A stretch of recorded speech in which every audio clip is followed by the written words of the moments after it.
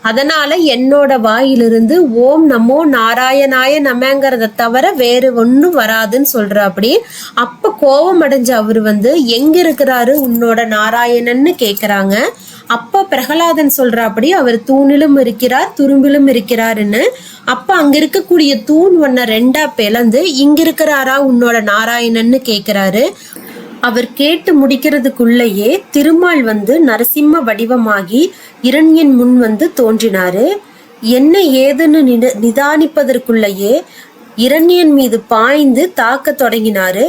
விலங்காகவும் இல்லாம மனுஷனாகவும் இல்லாம தேவராகவும் இல்லாம கூட்டு கலவையாக தோன்றிய அந்த நரசிம்மம் இரவும் இல்லாத பகலும் இல்லாத மாலை வேளையில பூமியிலும் கொள்ளாம தன்னுடைய மடியில இரணிய கசுவை சாச்சு அவரோட உடல்ல தன் கை நகங்களால பிளந்து ரத்தத்தை குடிக்கிறாரு.